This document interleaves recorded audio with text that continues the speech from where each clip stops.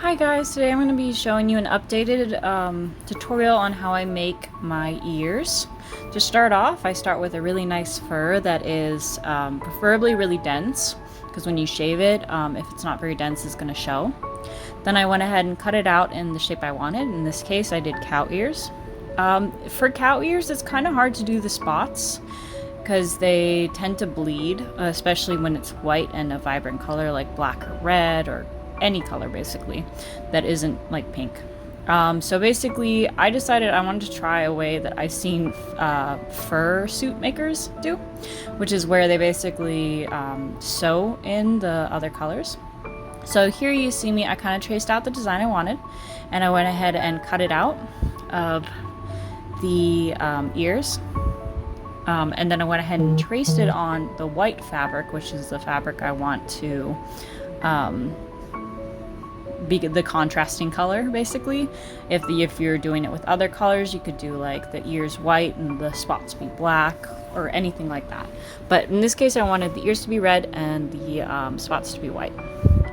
A tip for when you're cutting fur, I highly recommend using like a razor, like either a small one like I'm using, or you can use like a box cutter or just X-Acto knife.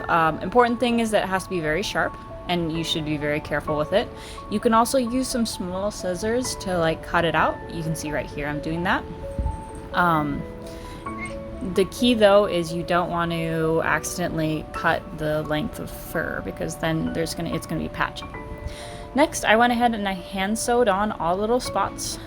I just used a whip stitch, super simple. You could try and machine sew it, but I felt like that wouldn't really help. And it would end up looking kind of weird. So I just like doing hand stitching because it means I can get really close and have very little seam allowance. Versus a machine tends to have at least an 1/8 of an inch of seam allowance, if not more. So I highly recommend just hand stitching it. It takes a lot longer, but it's worth it in the end. And you want to make sure you really reinforce it so it's not like separating at any points. Now you can see the finished products right there. For the centerpiece of the in between the fur layers, I'm gonna go ahead and use craft foam as usual. For this part, you can either use 2 layers of craft foam and sandwich the wire in between it, or like I did, I used just the one. I think in the future I'm gonna use 2, because once you shave them down, they do look a little thin, and I think what I need is to have them be a little thicker, but you can do either way. I just didn't have a lot of craft foam. I had to use the foam for other stuff too, so I ended up just using a single layer. Then I went ahead and I took, I think I used 18 gauge, but you can use like 15 or 18 gauge wire, and hot glued it around the edge of the craft foam, like this. It takes a while, careful not to burn yourself, but be patient and it'll work out in the end. The wire will basically just reinforce it and make it so you can basically just pose them however you want, but also it gives them a little bit more structure, because without the wire it can be they can be a little floppy because the craft foam isn't very stiff by itself. I do it in a way where there's you can see there's like an angle at the top where I'm going to be bending the ear over. You don't have to do that if you don't plan on bending the ears, but I always do it because it gives a little bit more dimension. Then I went ahead and I hot glued it onto the faux fur. You can see that the faux fur I left a little bit larger than the craft foam because you want it to overlap. You don't want it to be edge to edge, because then the craft foam you risk the craft foam basically showing. So I always, when I do cut the fur, I always go in with it like I want to add a 1/4 inch all around to the pattern on every edge. This part, it always takes the longest for me because I have like a really shitty glue gun and it takes forever to heat up. So I actually use 2 glue guns and I alternate them. You don't have to do that. I was very impatient and I was getting tired of having to wait for the hot glue to heat up again. I don't have a lot of patience. So then I went ahead and glued on the other side. You just want to get it edge to edge, but you're not going to put it on the fur yet. It's just going to be craft foam to fur, not fur to fur yet. I'll show you that in a second. See here, I'm gonna go in, and I'm off camera. Okay, I'm gonna go in and basically put hot glue in between the seams, really close to the craft foam, and then you're gonna want to press them together really well because you don't want them separating at all. This will give you that clean edge. Once it's all dry, I kind of brush it out and brush the fur out of the way because you're going to cut off that excess fur. This part you have to be really patient with because you do risk cutting too deep and then the craft foam showing. So you want to always make sure to go ahead and just do a little bit at a time until you feel like it's a good spot to end. I mess up this a lot, like even with these ears I did mess up. So you do just have to be very careful. I also use this opportunity to hit up any spots that I did notice that I missed. Like if there's any, like a tiny little section where I missed the hot glue, I'll go ahead and like put a little bit on, press it together, and then cut off the excess glue. And yeah, and just I recommend going little by little. It's just really easy to mess up this part. This is where I honestly mess up most of the time. It's good to actually check, and you can kind of feel the foam a little bit, and you can feel how close you are to it, and make sure to stop just shy of it so that it's not showing, but there's not like an excess amount of fur. The most annoying part is definitely cutting around those wires at the bottom. So just be patient, work slow. It takes time.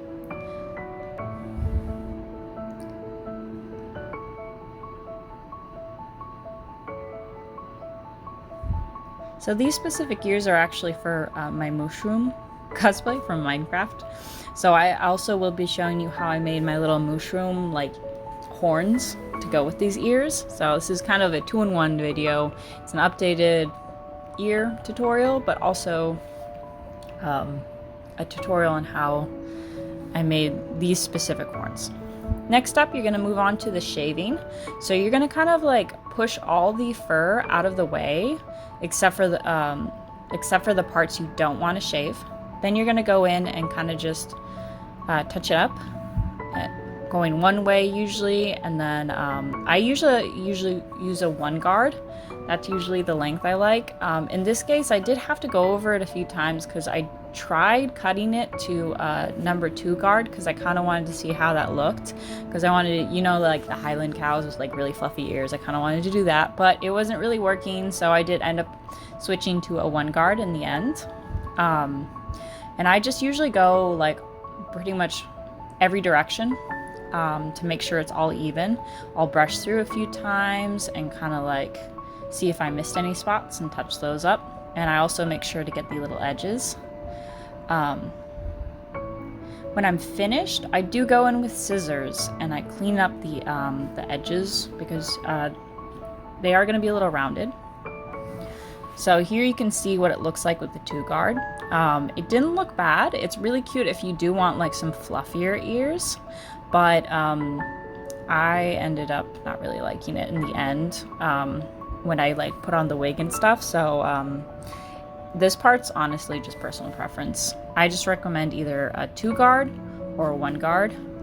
And then if you feel really confident, you can go in without a guard, but it does take a lot of practice to get the shearing correct when you don't have a guard, because it's really easy to accidentally just shave off all the hair and then you'll have bald spots. And then you can see here I'm kind of cleaning up the edges. You will notice that the white fur is kind of looking a little pink, but don't worry, it's just all the little fur particles from when I shaved it going in there. If you brush through it a few times, maybe lint roll it, you can see here it kind of like becomes white again. And then you can see here I just bent it at that point just to kind of see how I liked it. And then it was at this point I kind of like, or I attached it to the I basically attached it to the wire before I realized that they were a little too long, and so, but you'll see that clip a little bit later. But for now, I like going in with some paint on the just basically those little edges where you can kind of see the white thread show through. And I'll find a color that matches. I'm using my watercolors. You can definitely just use acrylic if you want. I would water it down a little bit. That also will make them waterproof. These I wasn't too worried because I'm not like gonna go out in the rain in them or anything. But if you wanted them waterproof and stuff, then you would have to use acrylic, not watercolor. I ended up just leaving the white parts blank because every time I put white acrylic on it, I just feel like it looks bad. So I ended up, I just leave them because like the part I'm wanting to cover up is white anyway, so it's not as noticeable. But you could also go in with some white acrylic on those edges if you feel like they look kind of bad. I haven't quite mastered that yet. Next up, I'm going to take a metal headband and basically just wrap the wire around it on the position I want it. You don't want to go too tight that it's going to like not be able to be moved up and down, because you will probably need to readjust them once you try them on. But you also don't want them to be too loose that they're constantly sliding down the headband. So I just kind of like clamp down just a little bit, but make sure I can still move them, because in this shot you can see they're a little bit too high. See, I lowered them. But yeah, so those are the ears done. Oh, not done, because remember I went too long and I decided I wanted to go a little shorter, so I went in with a 1 guard here. And it's just the same process. You just go in and cut all angles and stuff. I don't show it, but I did go in on both sides because I wasn't super happy with how like their shape and stuff. They just kind of look like a blurry mess and less like cow ears and more like just like random fluffy things on the side of my head. I think with like cat ears or dog ears, it could be really cute to have them a little bit more fluffy like that, but not cow ears. Cow ears are kind of hard to make look cool.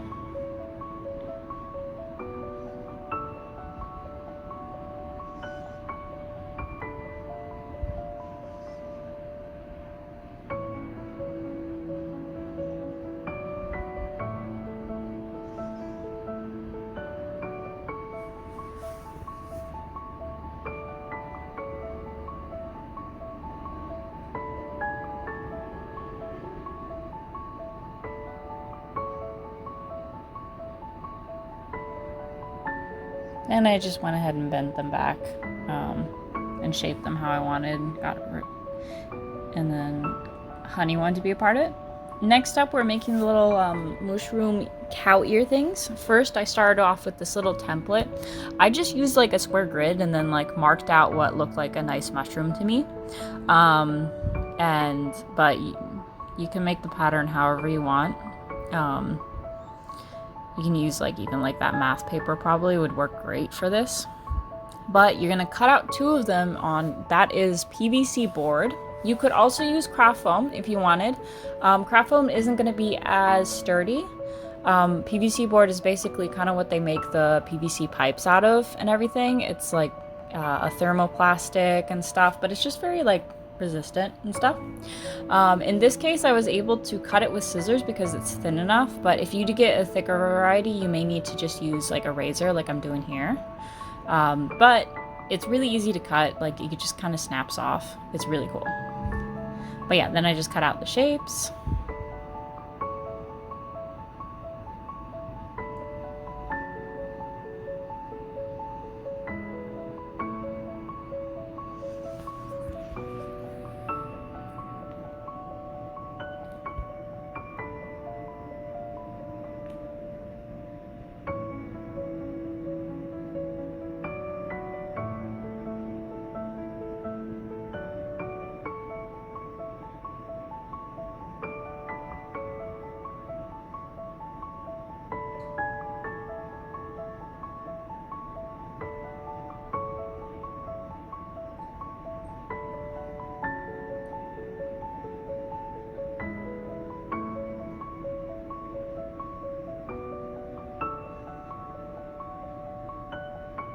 I probably could have made this clip a little shorter, honestly. But here we are.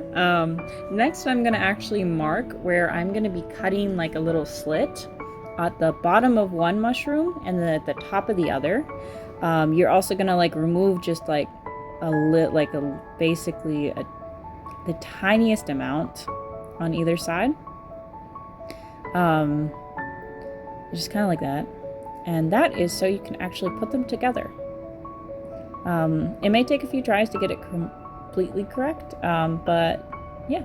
And you just want to test it before you go on to painting, because just in case you do mess up, you don't want to accidentally have to go back and possibly ruin your paint job.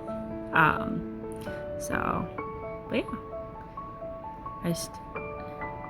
yeah, it took me a few tries. But you just want them to slide really nice into each other so that they're not like doing anything crazy. Okay, next up, I cut out the other two because you need 2 for each horn. And then I'm gonna put just a tiny bit of hot glue on and wait for it to be cool enough that it's still sticky, but not like sticky where I'm not gonna be able to peel these off later. I'm doing this just so I can spray paint it and they're not gonna fly everywhere. You can also use some tape and just like double sticky tape. But yeah, I just went and put like 2 coats. This is what they look like after. I also flipped them over and did the same thing. Next up, I just looked at a reference picture and mixed some paints that were gonna be a little bit darker and a little bit lighter. Or I think I mainly went darker, but like I did 2 shades that were different than the shade of the actual like the red I already put on there. I used this by using actually red and brown instead of red and black, just so it wouldn't look too like flat and gray. Then I went ahead and copied kind of the design they had. Yeah, this part you just kind of like copy the design. I went in with the slightly darker. And then for the other color, I actually used pretty much almost completely brown. And then I did a few more spots. And you're gonna do this to both sides of the mushroom. So I kind of, it's a lot of waiting. You just have to wait for them to dry. It's annoying, I know.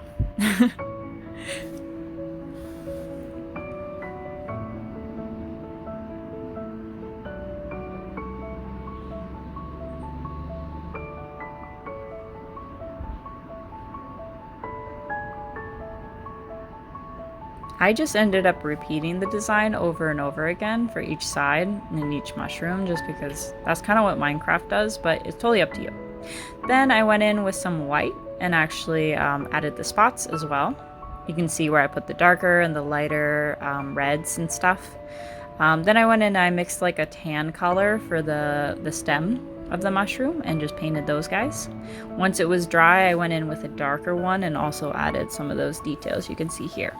Next up, I decided to use Mod Podge to kind of like seal the color, because acrylic doesn't always stick very great to PVC, so I didn't want it to peel off. You could also just clear coat them, but I didn't want to like tape them to the cardboard and risk pulling off the paint when I tried to peel it off after. So I did Mod Podge first. I did like just a coat on each side. It wasn't too crazy. It will make it a little shiny though, so if you don't like that, just keep that in mind. I didn't mind it, so I just went ahead and just did it.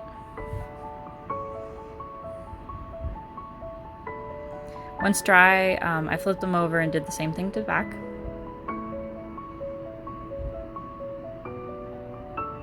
Once they're completely dry, you can go ahead and attach them together using just the same method as before, where you like just put them together like a little puzzle piece.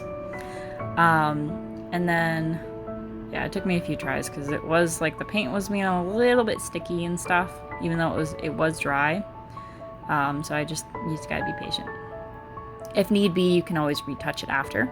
Then I took a little bit of EVA foam. It's like the 6mm version. You can get that at most craft stores as well. It's just like the thicker craft foam.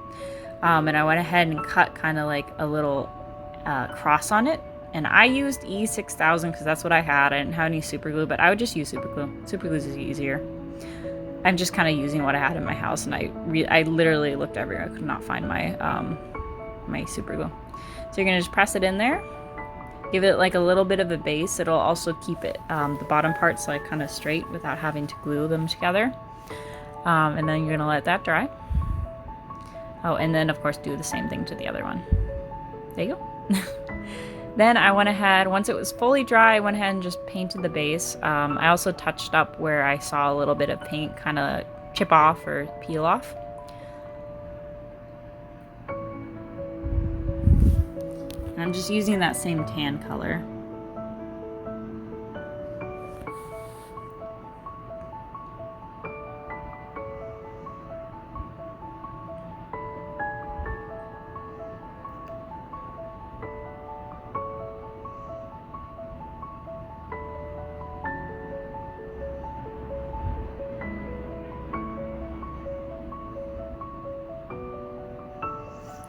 Once it's dry, I'm gonna go ahead and tape it to that board again, the one that I was using to spray paint earlier. And you can see here, I just take some tape, I fold it over, I stick it to the bottom and stick that there. And I'm gonna clear coat them. You don't have to do this, but this is gonna make them last a lot longer. This is also an opportunity to use a mat. I wish I had some, but I was stupid and I didn't get any. But you can use, I would use a mat, to be honest.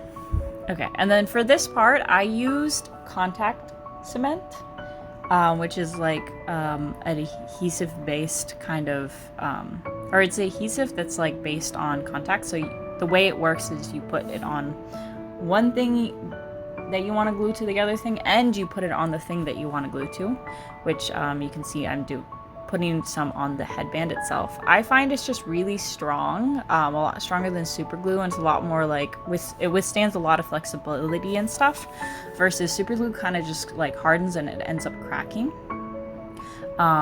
So I recommend it, but you can totally use just super glue if you need, or hot glue if you have to. Hot glue though is going to be probably the worst option, just because it is going to probably have a hard time sticking to the metal.